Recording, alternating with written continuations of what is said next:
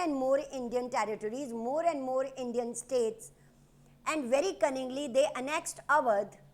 And about that, which they used to say, a cherry that will drop in our mouth a day, because that was heart of the country at that time, I told you, growing lots of tobacco and cotton, and that was needed by them, by the Britishers, to export and earn money. So Wajid Ali Shah, he was dethroned, and when Wajid Ali Shah was dethroned, mutineers, they were provoked. Common people joined the revolt. I told you that all the princes ruling in India at that time, they came together because they were very, very angry from the policies of Lord Dalhousie, the annexation policy, and particularly the doctrine of lapse. Because under doctrine of lapse, many rulers were coming and their chain would be broken, for which they were proud of, that we had a chain of our rulers. When Awadh was annexed, it was said that the life was gone from our body. The life gone from our body means the intellectuals of India, they came to know that now one by one, as Britishers are capturing the areas, we will fall under their control a day.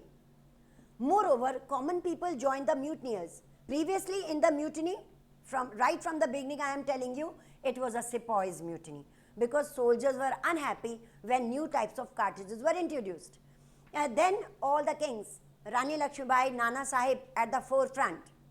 The main leader was Badshah Zafar, was leading, blessing the people for victory. And common people joined it, and among the common people there were common social sections of the society. They were unhappy, although they were illiterate, although they were not educated, but they considered what the Western culture said, that removal of sati system, parda system, female infanticide, etc. And at that time, Indians considered it as their culture, as a non-separable part of their life. And when Lord William Bentinck made the laws that it should be abolition of sati and parda, then they considered that it is an attack on our religion, it is an attack on our culture. So the common people joined it. There was a big massacre in Kanpur. In Kanpur, there was a big massacre. Massacre means mass killing. And British took to brutal repression. They brutally repressed the people everywhere. Meanwhile, Talukdars were deposed of their post. Talukdars, a very strong section of the society. You are asked this question in a long answer in your board examination. Again, go through the pages 297, 298, 299. You will get all these topics. Talukdars were deposed. And Talukdars were a strong section of India at that time. And then finally, it led to an attack on the peasants also, a repression in the form of attack, a repression on the peasants also. There were big trials against them. There were big tribunals were set up for them, and tribulations were there. Trials, you know, trials in the courts against them, as if they all are criminals. Okay, so all these sections of the society, they joined it, and the visions of the mutiny that were painted by different painters of England or painters of Britain at that time, showing the people about how the mutineers and the Britishers, they are running in India for power, and that is why it is rightly called the first war of India's independence. Meanwhile, there was also a publication, there was also news in the newspapers and through the other medias, that some of the people, some of the officials of the kings, they are siding with the British officials. That is rightly, the word for them is traitors. That many of the Indians, they proved to be traitors, means that although they are Indians, but they are siding with the Britishers. Why? For the purpose that they came to know that they are superior, and they wanted to rule over India, so that if they give all the information about their own kings to the Britishers, to the British officials, that would give them benefit in future. But for them also there were trials, because Britishers were very clever and they could realize that although there was a great deal of Hindu-Muslim unity, both the communities, they came together, they fought together, and it was an alarm for the Britishers that if they wanted to survive in India for a longer time, they have to divide them, they have to break this unity at any cost. And this was the reason that why immediately after the revolt of 1857, from 1858 when there was Queen Victoria's proclamation, immediately the policy of divide and rule continued in the country.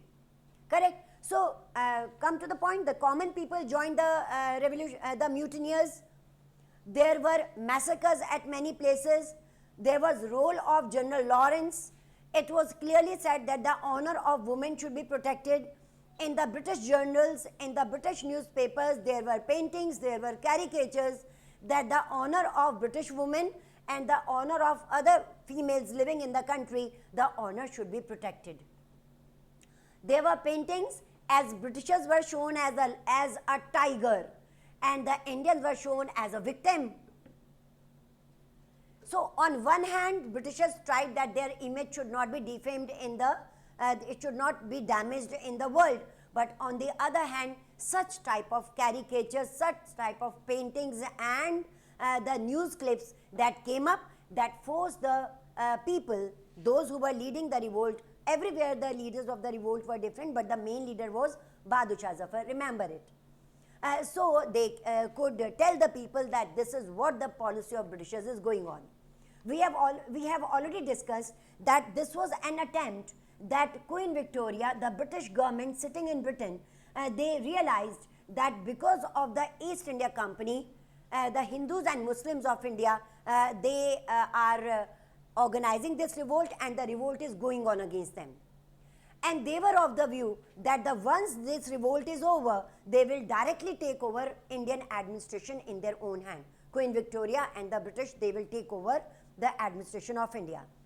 At the same time, when this mutiny was going on in the country, mutiny by the soldiers, mutiny by the other people, mutiny by the talukdars and the common people, talukdars were very unhappy when they were deposed because they considered to be themselves to be next to the kings in India.